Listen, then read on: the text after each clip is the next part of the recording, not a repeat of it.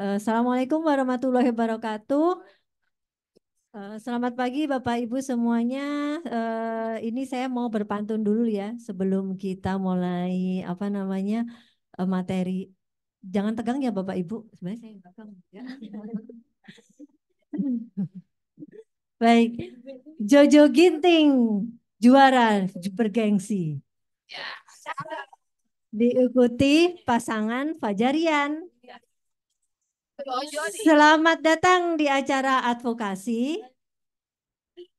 Tibalah saatnya materi cemaran pangan. Terima kasih Bapak Ibu ya. Baik, itu berdua Mbak Jojo dan Ginting. Waktunya 45 menit ya, Berlin. Baik, terima kasih Bu Lasrina. Baik Bapak Ibu, pada kesempatan kali ini kami akan memaparkan terkait cemaran pangan ya. Berbeda dengan materi sebelumnya. Kalau materi sebelumnya itu memang pelaku usaha kan memang sengaja ya menggunakan seperti kemasan, terus bahan menolong dan bahan tambahan pangan. Untuk yang kali ini itu adalah cemaran pangan itu bahan yang tidak sengaja ada dan atau tidak dikehendaki dalam pangan seperti itu Bapak Ibu. Nah ini bisa berupa cemaran biologis, cemaran kimia logam berat, mikotoksin, zat radioaktif dan cemaran kimia lainnya, residu obat hewan dan pestisida begitu. Nah, dalam hal ini berdasarkan PP 86 tahun 2019 bahwa Badan POM diamanahkan untuk menyusun peraturan terkait cemaran pangan di pangan olahan. Nah, ini adalah jenis dari cemaran pangan, itu ada cemaran fisik, kimia, dan mikrobiologi. Contoh dari cemaran pangan fisik ini misalnya potongan kayu, kerikil, seperti itu. Terus untuk contoh jenis cemaran kimia, jenis cemaran pangan kimia ini adalah misalnya mikotoksin, logam berat, misalnya timbal, arsen, merkuri, kadmium, dan timah. Untuk jenis cemaran mikrobiologi ini misalnya yaitu virus, parasit atau mikroba misalnya salmonella. Nah, ini di Badan POM sendiri ada ketentuan ya yaitu berkaitan dengan regulasi dan kita juga mengeluarkan beberapa pedoman atau policy brief. Untuk regulasi di dalam cemaran pangan sendiri ini ada Peraturan Menteri Kesehatan ya Bu nomor 34 tahun 2012 tentang batas maksimum melamin dalam pangan. Terus ada Permenkes nomor 1031 tahun 2011 tentang batas maksimum cemaran radioaktif dalam pangan. Terus ada Perbepom nomor 8 tahun 2018 tentang batas maksimum cemaran kimia dalam pangan olahan.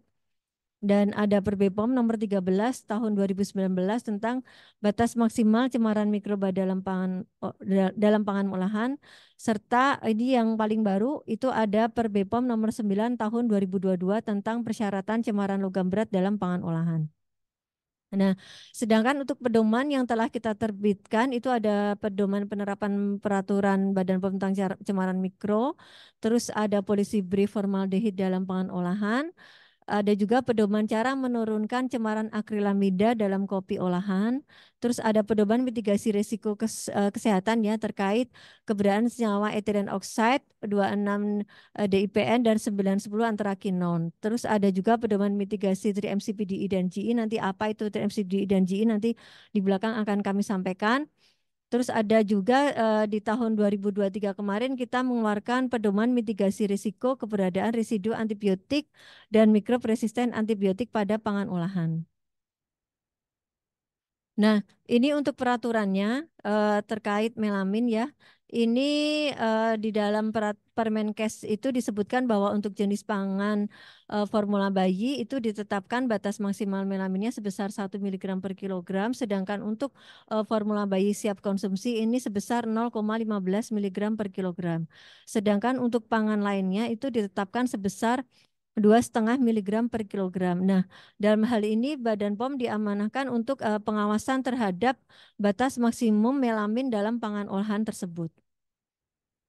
Selanjutnya ini adalah terkait batas maksimal cemaran radioaktif. Di sini ya Bapak Ibu ini ada apa namanya besarannya berapa nanti Bapak Ibu bisa mencermatinya. Terus namun demikian kita di Badan POM itu ada mengeluarkan juga terkait surat edaran di mana penyesuaian kebijakan ya untuk importasi pangan olahan asal Jepang ini sekarang tidak lagi dipersyaratkan hasil pengujian cemaran radioaktifnya Bapak Ibu. Namun demikian di seluruh pangan olahan asal Jepang itu akan diberlakukan inspeksi rutin berupa pengawasan post-market, baik sampling dan pengujiannya terhadap cemaran radioaktif tersebut.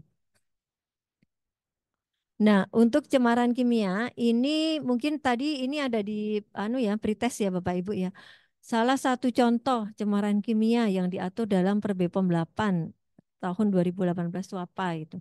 Nah, ini ya Bapak Ibu, jadi cemaran kimia yang diatur dalam Perbepom nomor 8 tahun 2018 ini adalah mikotoksin yang terdiri dari aflatoksin, deoksinivalenol, okratoksin A, fumonisin dan patulin.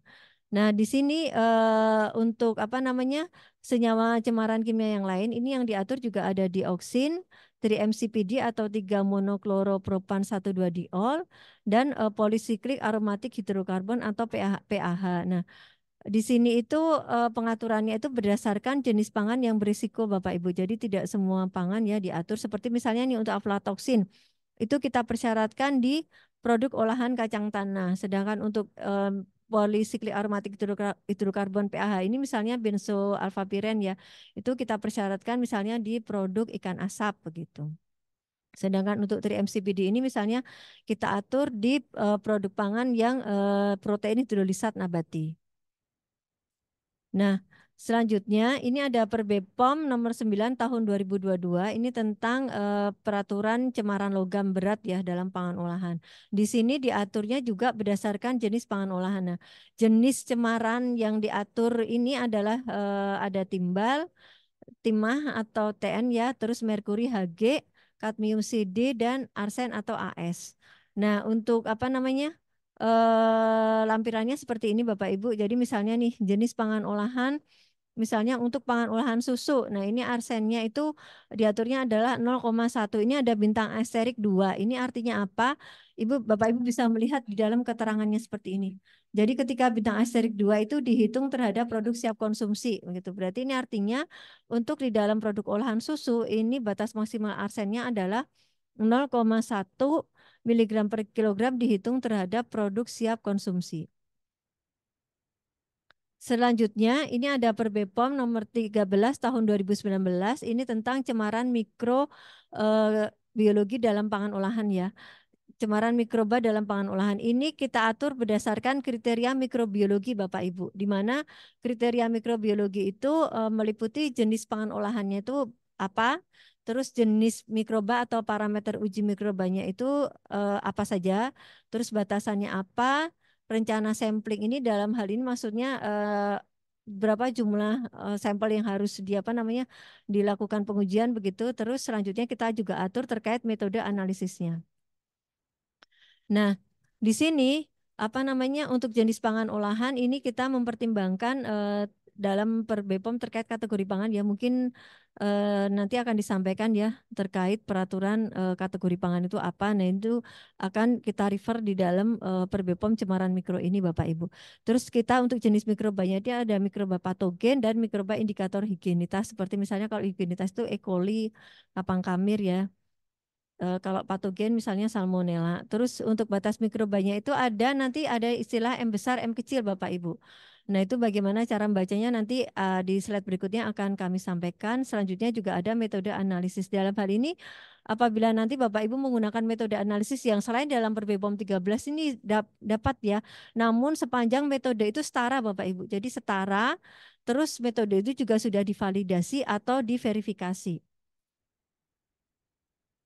Dalam rencana sampling ini nanti Bapak Ibu juga akan melihat ya di dalam lampirannya itu misalnya N-nya kenapa kok ini N-nya besar begitu misalnya 30 ada juga yang 10. Nah, ini kita mempertimbangkan terkait yang pertama itu target tingkat keyakinan keamanan mutu pangan tersebut. Jadi memang diharapkan produk pangan itu harus keamanan pangannya diharapkan tinggi misalnya dalam ini formula bayi ya Bapak Ibu. konsumennya vulnerable atau rentan, kelompok rentan gitu. Bayi kan termasuk dalam kategori kelompok rentan. Makanya untuk formula bayi ini N-nya kita untuk apa eh, eh, kar- Chronobacter sakasaki ini kita menggunakan N30. Terus untuk rencana samplingnya, nah ini untuk N-nya itu yang diambil adalah jumlah sampel, tapi yang diambil itu dalam lots atau batch yang sama, Bapak Ibu. Jadi tidak boleh menggunakan lot atau batch yang berbeda. Jadi yang digunakan itu adalah dalam lots dan batch yang sama. Nah untuk cara pembacaannya, ini misalnya nih, saya misalnya ini jenis pangan olahannya misalnya susu pasteurisasi. Nah terus misalnya N-nya 5, C-nya 1, M kecilnya itu 10 pangkat 4, M besarnya itu 10 pangkat 5. Ini artinya apa? Artinya bahwa eh, pelaku usaha ini harus menguji itu sebanyak 5 sampel dalam lot atau batch yang sama, di mana satu sampel, hanya satu sampel nih, yang boleh mengandung ALT antara 10 pangkat 4 sampai 10 pangkat 5, Bapak Ibu. Dan 4 sampel yang lainnya itu harus kurang dari 10 pangkat 4. Dan dalam sampel ini tidak boleh ada satu ALT pun yang lebih dari 10 pangkat 5. Begitu Bapak Ibu untuk cara pembacaannya. Nah, dan dalam lampiran ini juga ada, ini adalah metode ujinya ya. Untuk metode uji misalnya untuk ISO 4833 ini adalah untuk pengujian ALT begitu. Nah, ini adalah beberapa pedoman yang dikeluarkan oleh Badan POM. Ini ada pedoman terkait penerapan peraturan Badan POM tentang cemaran mikroba ya. Di sini ini Bapak Ibu bisa mempelajari ya bagaimana sih pertama bagaimana cara penentuan samplingnya begitu. Ini ada kita kriterianya seperti apa ini Bapak Ibu bisa nanti pelajari di dalam pedoman ini. Selanjutnya kita juga mengeluarkan terkait polisi brief formaldehida dalam pangan olahan yang terbentuk karena proses ya. Di sini ini berupa kajian ya ternyata bahwa formalin itu ada secara alami, namun demikian dalam polisi brief ini kita belum bisa merekomendasikan suatu batasan karena masih diperlukan data-data yang komprehensif begitu Bapak Ibu sehingga bisa disepakati nilai apabila memang akan ditetapkan formalin secara alami dalam pangan olahan. Nah, sedangkan yang ketiga yaitu ada pedoman menurunkan cemaran akrilamida dalam kopi olahan. Nah, di sini ini petunjuk cara praktis Bapak Ibu, bagaimana sih supaya cemaran akrilamida dalam kopi olahan ini dapat berkurang. Yang pertama, kita bisa melakukan seleksi buah kopinya, yaitu dengan cara dipanennya itu saat buah kopinya itu berwarna merah, Bapak Ibu. Itu yang pertama. Untuk yang kedua, yaitu saat perambangan itu kita pisahkan itu buah cacat dan tidak masak. Nah, untuk yang buah cacat tidak masak ini akan mengapung. Nah, otomatis kita memilih buah kopi yang tenggelam ya. Ini berarti buah kopinya itu bagus begitu.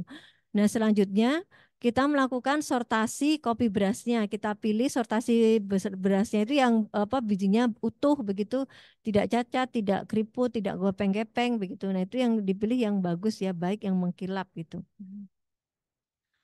Terus apa namanya dilakukan sangrai. Nah, dilakukan sangrainya itu direkomendasikannya itu adalah untuk kopi Arabica itu kurang dari 175 derajat Celcius dan untuk kopi Robusta ini kurang dari 200 derajat Celcius.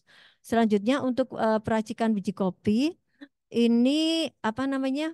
Kita bisa apa melakukan blending ya antara kopi biji Arabica dan kopi Robusta begitu. Dan untuk penyimpanan juga ditengarai dalam studi literatur itu ternyata penyimpanan biji kopi atau kopi bubuk itu juga dapat menurunkan kadar akrilamida ya. Namun demikian penyimpanan ini juga dapat mempengaruhi organoleptik dari si kopi tersebut. Terus untuk penyeduhan, ini penyeduhan juga bisa menurunkan kadar akrilamida misalnya dengan menggunakan penyaringan atau filter ya. Terus yang keempat ini juga kita menyusun pedoman ya.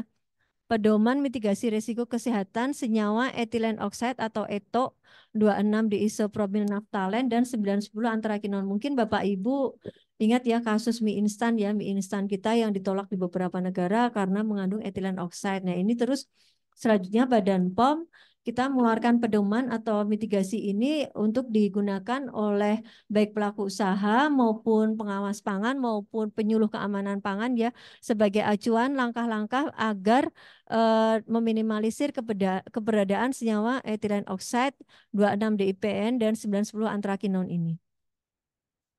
Nah, ETO ini apa? ETO ini sebenarnya itu peptisida Bapak Ibu, peptisida yang bersifat untuk fumigasi begitu. Nah, sedangkan 2CE ini adalah suatu marker ketika produk pangan olahan itu diuji atau dites itu apa namanya diperoleh 2CE. Nah, itu dimungkinkan bahwa pangan tersebut kemungkinan itu dilakukan ada fumigasi ethylene oxide begitu dalam tahapannya begitu. Nah, selanjutnya sebenarnya ternyata setelah kita apa namanya ya kita lakukan kajian potensi keberadaan si ethylene oxide itu tidak hanya dari peptisida saja namun ada beberapa misalnya nih senyawa bahan tambahan pangan. Nah, senyawa bahan tambahan pangan ini misalnya katakanlah penggunaan polyethylene glycol Bapak Ibu. Ternyata di polyethylene glycol kalau kita membaca Kodeks Makanan Indonesia yang dikeluarkan oleh Kementerian Kesehatan ternyata di situ ada impurities ethylene oxide itu sebesar 0,02% atau 200 mg per kilogram begitu. Jadi di sini dalam pedoman ini kita memberikan panduan bagaimana sih cara meminimalisir keberadaan senyawa-senyawa ethylene oxide ini. Nah, selain itu di dalam pedoman ini juga kita melakukan apa semacam apa ya kajian juga bahwa untuk 26-DIPN ini juga kemungkinan itu bisa juga berasal dari misalnya nih kan kemarin itu ditemukannya di dalam produk teh Bapak Ibu. Nah, kemungkinan tehnya ini berdekatan dengan perkebunan kentang ya, di mana kentang ini bisa juga menggunakan pestisida 26-DIPN ini untuk apa? Untuk mencegah supaya kentangnya itu tidak cepat tumbuh begitu Bapak Ibu, tidak bertunas begitu. Atau bisa juga dari kemasan kertas pembungkus produk teh tersebut.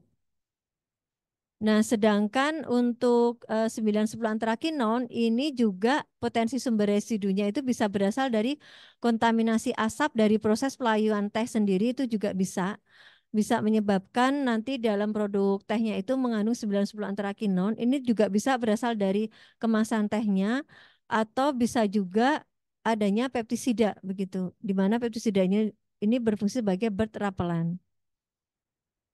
Nah, di dalam apa namanya pedoman ini itu untuk ethylene oxide kita memberikan rekomendasi batas maksimal Bapak Ibu dalam pangan olahan.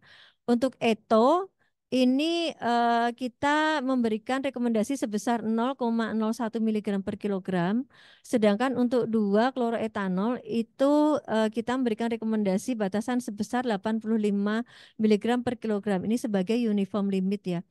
Jadi dalam penetapannya itu untuk semua kontaminan ya, kita itu prinsipnya ALARA yaitu as low as reasonable achievable begitu.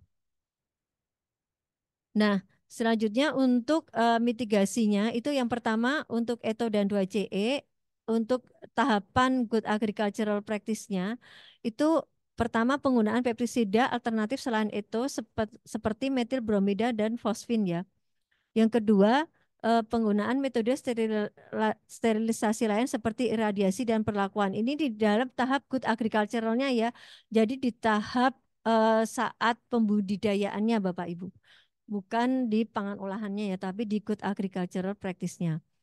Terus untuk 26-DIPN ini Bapak Ibu bisa memastikan bahwa perkebunan teh tersebut tidak terkontaminasi dengan penggunaan 26-DIPN sebagai pestisida. Selanjutnya, pelaku usaha memastikan bahwa penanganan teh tidak berdekatan dengan penanganan kentang karena kemungkinan kentang dapat difumigasi menggunakan 26-DIPN. Selanjutnya, untuk 910 antrakinon itu mitigasi yang dapat dilakukan yaitu pada proses pelayuan teh dengan menggunakan teknik atau metode lain selain kayu bakar dan batu bara sebagai sumber energi panasnya. Nah, selanjutnya untuk ETO dan 2CE ini untuk mitigasi pada tahapan good manufacturing practice yaitu saat cara pengolahan pangannya itu kita yang pertama meminimalkan penggunaan BTP yang mengandung residu ethylene oxide. Terus yang kedua, proses pengolahan pada suhu tinggi dapat menurunkan juga kadar 2CE-nya. Untuk yang 26 DPN, ini pelaku usaha perlu memastikan bahwa kemasan yang digunakan ini tidak mengandung senyawa 26 DPN. Terus untuk 910 antrakinon ini meminimalisir penggunaan kemasan kertas yang mengandung 910 antrakinon. Terus yang kedua, ruangan produksi sebaiknya memiliki ventilasi yang cukup sehingga mengurangi kadar asap dalam ruangan dan meningkatkan jalur sirkulasi udara untuk mencegah kontaminasi senyawa 910 antrakinon pada teh. Nah, untuk tahapan importasi bahan untuk 3 senyawa ini sepertinya sama ya, di mana untuk saat importasi bahan ini otoritas pengawas pangan segar dan pangan olahan dapat melakukan pengecekan bahan melalui COA-nya begitu. Sedangkan untuk penerimaan bahan ini konfirmasi dengan supplier apakah bahan baku difumigasi atau tidak, ini pelaku usaha ya dapat memastikan kepada supplier. Jadi bisa menanyakan kepada supplier apakah ini difumigasi atau tidak. Selanjutnya juga dicek nih spesifikasi dan dokumen terkait saat penerimaannya. Dan juga melakukan pengujian pada bahan yang memiliki potensi residu eto dan 2CE. Untuk eksportasi produk, ini industri memastikan bahwa produk yang diekspor memenuhi ketentuan negara tujuan, menghindari penggunaan pestisida yang dilarang oleh negara tujuan bila dilakukan fumigasi saat ekspor. Dan untuk penarikan kembali, ini industri dapat melakukan mock recall tiap 1 tahun sekali dan memiliki prosedur ketelusuran dan penarikan produk. Nah, selanjutnya di tahun 2023 ini kami mengeluarkan pedoman mitigasi risiko ya 3-MCPDI tadi adalah 3-monokloropropan 1,2-diol ester dan sedangkan GI ini adalah glisidil ester. Mungkin ini tadi di pretest juga ada ya Bapak Ibu keluar ya pertanyaan ini ya. Nah, ini tujuannya itu adalah supaya pelaku usaha pangan olahan minyak goreng sawit ya terutama ini dapat meminimalisir keberadaan 3-MCPDI dan GE ini Bapak Ibu di dalam produk minyak goreng sawitnya. Nah, pembentukan 3-MCPDI ini mulai terbentuk pada suhu 160 derajat sampai 200 derajat Celcius. Sedangkan untuk GE sendiri ini mulai terbentuk pada suhu 200 derajat Celcius dan kadar meningkat signifikan itu pada suhu 240 derajat Celcius ke atas Bapak Ibu. Nah, bagaimana tips and tricksnya supaya 3-MCPDI dan G ini berkurang dalam minyak goreng sawit? Ini yang pertama, dalam penerimaan CPO, ini seleksi supplier ya. Jadi si pelaku usaha ini benar-benar harus menyeleksi suppliernya bahwa telah melakukan penerapan cara pengolahan CPO yang baik di pabrik kelapa sawitnya tersebut. Dan CPO itu yang diterima itu berasal dari tandan buah segar ya, kebun yang sudah menerapkan GAP. Nah, ini misalnya dibuktikan misalnya si petaniannya atau kebun kelapa sawitnya ini sudah memiliki sertifikat ISPO begitu. Terus untuk perlakuan pemurnian CPO ini misalnya dengan cara mengurangi kadar klorin dari CPO dengan metode wet washing atau dry washing. Nah, jika melakukan wet washing ini sebaiknya menggunakan air bebas klorin Bapak Ibu. Sedangkan untuk saat tahapan degumming yaitu saat penghilangan gam ya, proses penghilangan gam ini lakukan pada kondisi asam lemah. Terus lakukan proses degumming dengan suhu serendah mungkin. Berdasarkan referensi ya, ini proses degumming yang optimal itu dilakukan pada suhu 90 derajat selama 30 menit dengan kadar asam fosfat 0,06% Bapak Ibu. Selanjutnya untuk tahapan netralisasi ini jika melakukan pemurnian senyawa kimia ya, ini untuk netralisasinya ini dapat menambahkan senyawa basah. Ini antara lain menggunakan natrium hidroksida ya. Ini bertujuan untuk dapat mengurangi kadar FFA-nya Bapak Ibu. Sehingga saat deodorisasi nanti ini dapat dilakukan pada suhu yang lebih rendah dibandingkan dengan pemurnian secara fisik. Selanjutnya pada tahap bleaching, ini gunakan bleaching earth dengan pH netral untuk mencegah pembentukan 3-MCPDE. Ini selanjutnya untuk tahap deodorisasi misalnya ya, ini lakukan pada deodorisasi pada suhu 190 sampai 230 derajat begitu. Sedangkan untuk tahapan perlakuan proses pasca pemurnian ini misalnya gunakan activated bleaching earth yang bersifat asam untuk mengubah GE menjadi asil gliserol. Jadi di dalam tujuan apa namanya tahapan ini kenapa kok dilakukan proses pasca pemurnian CPO ini bisa mengubah Bapak Ibu. Jadi mengubah kembali GE yang terbentuk itu menjadi asil gliserol begitu seperti itu. Selanjutnya, penggunaan minyak goreng sawit sebagai ingredient ini pilihlah MGS dengan kadar 3-MCPDI dan GI yang rendah atau kurangi jumlah MGS dalam komposisi produk pangan olahan. Selanjutnya, untuk mitigasi proses ekspor, ini pastikan kadar 3-MCPDI dan GI ini memenuhi persyaratan negara tujuan. Nah, di tahun 2023 ini kemarin juga kami menyusun pedoman mitigasi keberadaan residu antibiotik dan mikrob resisten antibiotik pada pangan olahan. Di sini adalah apa ya? Kita ini Badan POM terutama di Kedeputian 3 ini kan salah satu apa komitmen kami ya untuk dalam rencana aksi One Health begitu mengurangi resisten ya resisten AMR lah gitu dalam rangka penurunan AMR di Indonesia. Nah, di sini pedoman ini bisa digunakan sebagai panduan baik produsen pangan maupun pengawas maupun penyuluh keamanan pangan ya untuk meminimalisasi dan mengendalikan residu antibiotik dan mikrob resisten terhadap antibiotik pada pangan olahan.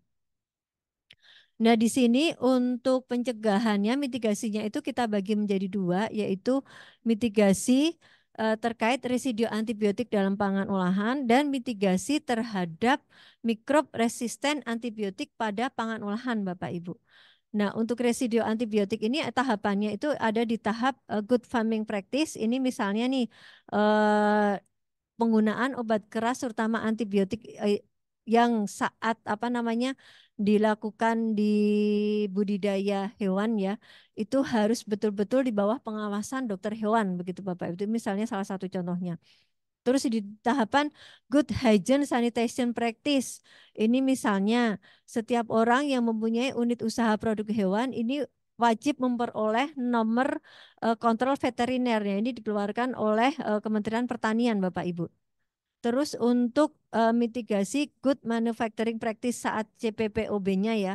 Ini misalnya nih pelaku usaha pangan olahan ya, berarti dalam hal ini jadi si pelaku usaha pangan olahan ini memastikan bahwa menerima bahan baku misalnya nih dari apa namanya produk susu segar, daging segar atau telur segar ini berasal dari unit usaha produk hewan yang sudah memiliki sertifikat NKV Bapak Ibu. Atau produk segar tersebut sudah terregistrasi oleh otoritas kompeten di bidang pangan segar ya yang nantinya di dalam bahan bakunya nanti akan kita olah menjadi pangan olahan. Itu salah satu contohnya.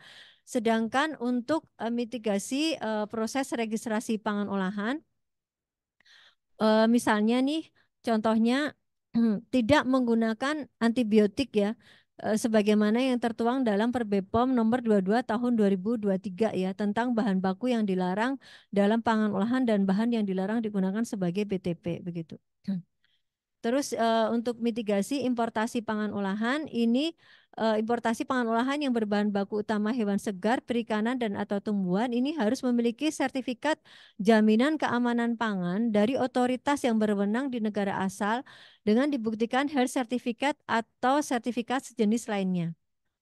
Sedangkan untuk mitigasi ekspor pangan olahan ini bisa dilakukan dengan cara bahwa pelaku usaha ini harus memastikan bahwa produk yang akan dikirimkan itu telah memenuhi regulasi negara tujuan ekspor gitu. Nah, untuk mitigasi apabila terjadi kasus mock recall ini hendaknya pelaku usaha pangan olahan yaitu dapat menyimpan sampel tertinggal lama penyimpanan tergantung pada kebijakan dari setiap masing-masing pelaku usahanya ya, setiap produsen pangan olahan, produsen pangan olahannya, dan untuk apa namanya, apabila akan dilakukan mock recall ini bisa mengacu kepada Perbepom nomor 22 tahun 2017 begitu. Nah, selanjutnya untuk mitigasi mikrob resisten antibiotik, ini yang pertama tahapan sama juga ada tahapan di dalam Good Hygiene Sanitary Practice, tahapan tahapan Good Manufacturing Practice, terus mitigasi proses registrasi pangan olahan, mitigasi importasi pangan olahan, mitigasi eksportasi pangan olahan, dan mitigasi bila terjadi kasus. Itu sama ya, pada prinsipnya hampir mirip. Namun untuk yang Good Hygiene Sanitary Practice ini misalnya nih, sama juga bahwa setiap unit usaha